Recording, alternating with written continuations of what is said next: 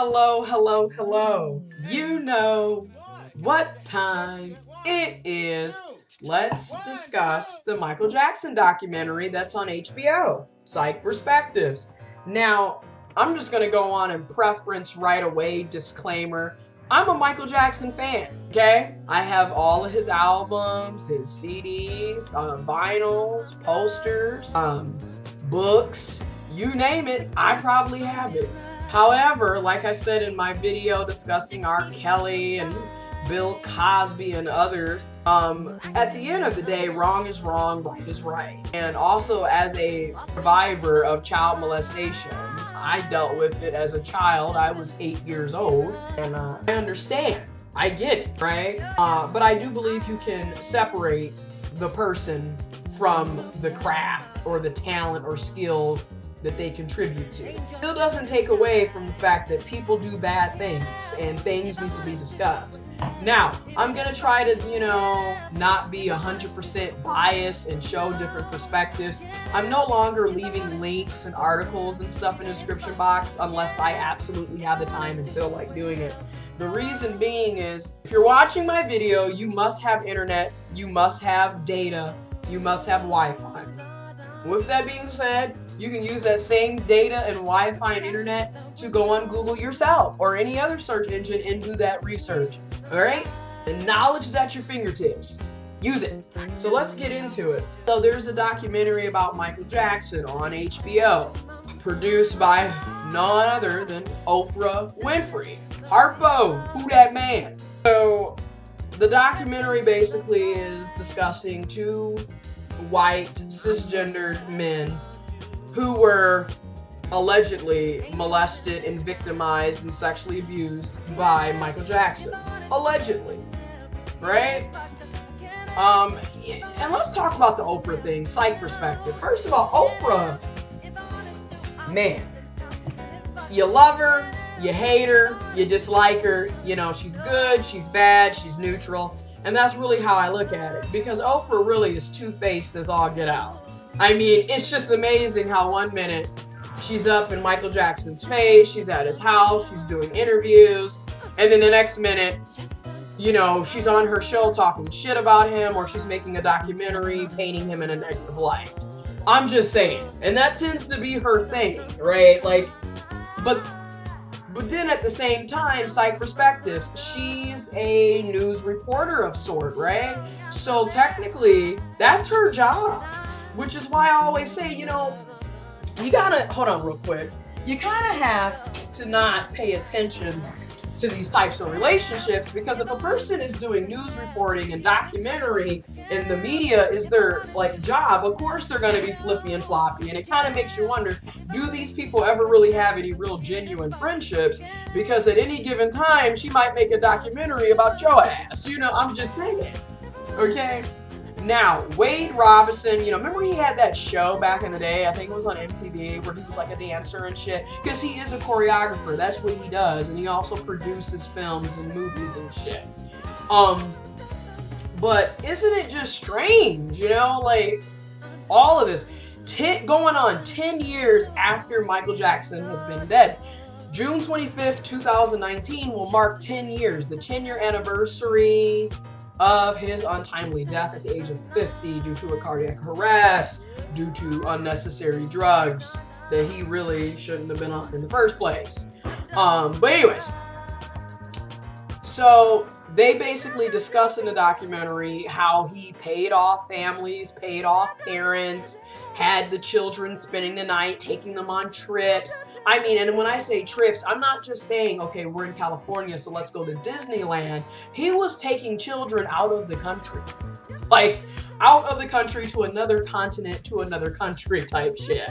All right, which brings me back to another point that I talked about in the R. Kelly situation as well. These parents are just as guilty as R. Kelly and as are Michael Jackson or any other alleged perpetrator, because at the end of the day, it's your responsibility as the parent to make sure your child is safe. At the end of the day, a lot of these parents, let's be real, there was a huge neglectful piece here. And also, parents were being paid off by these alleged perpetrators. They were receiving money and gifts in return for their children. I'm just gonna be honest. I mean, and even in the most base, even in other cases of sexual assault, abuse, child molestation, even in my situation, let's be real. The parental figures failed over and over and over again. And it's like, I feel like the parents should also receive charges of child neglect. Because the shit is just like, come on. All right. Now, this doesn't negate the fact that R. Kelly, Michael Jackson, whoever you want to call, these are grown men. They know what they're doing. They know wrong from right. You know you shouldn't be messing with underage people.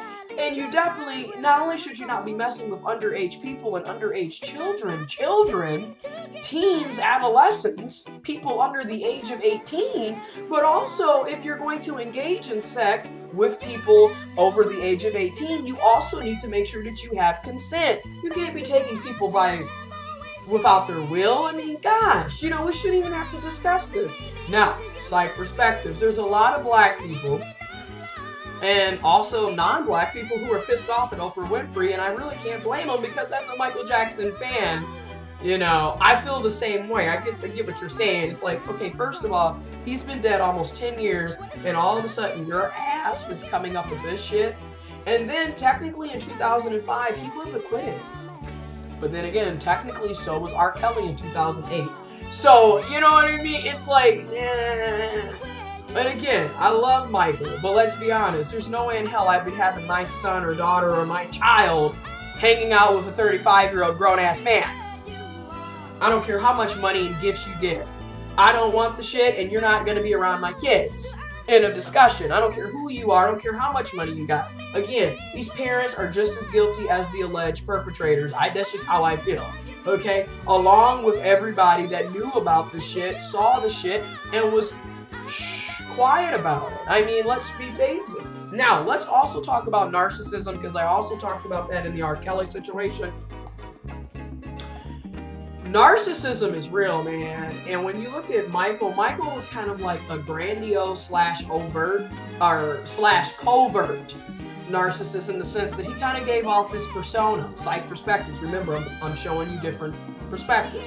He had this persona of, you know, I'm shy, I'm misunderstood, I've been abused, and he was physically beaten by his father. And who's to say that he wasn't sexually abused or assaulted? Because a lot of times abusers were abused. It's an unfortunate cycle of toxicity and abuse.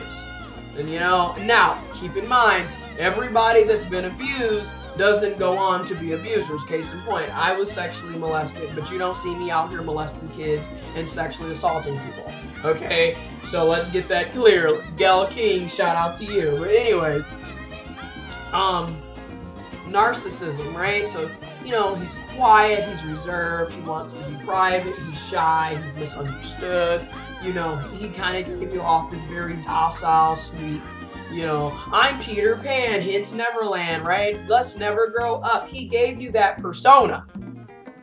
But then the alleged victims are saying, you know, Michael had multiple personalities, you know, he could switch up at the drop of a hat. And as we saw in the R. Kelly interview, that was a prime example of narcissistic rage, narcissistic behavior. Like, what the fuck? You're acting out of control, you're irrational, you're 5 different people in 1 minute.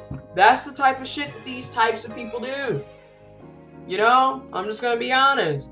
And also, hell, even in interviews, you know, and I'm a Michael fan, but even in interviews, Michael would change his voice. He was known for doing that shit. And have you ever noticed when he started getting out of character and or his voice got deeper, all of a sudden, so like I was saying, you know, I love the children. Like, he would do that even in interviews. So I don't even have to go through, you know. Now, I personally don't think in 2005, they found so much of the arenas with Gavin, the alleged victim, lying. Like, that was caught so many times. But I'll be honest, the 1993 situation with Jordan Chandler was a bit strange in the sense that, hey, if you're innocent, why the fuck would you take a payout? settle out of court, and he paid over $1 million to Jordan Chandler's family and Jordan Chandler. Now, mind you, if you're innocent, what the fuck? So I can be like, all right, that 1993 case, even I have to side-eye. But that 2005 case, there were so many lies and holes going on with the Gavin and his family. So, but that 1993 one, I'll give you that. That was strange. But anyways, drop your perspectives in the comment box below. I don't really know what happened. But I will say this. If he did, in fact, do it, that is sick, that is disgusting, that is wrong. And he needed to be held accountable for it. But he also needed to get serious psychological, mental health. He needed mental health.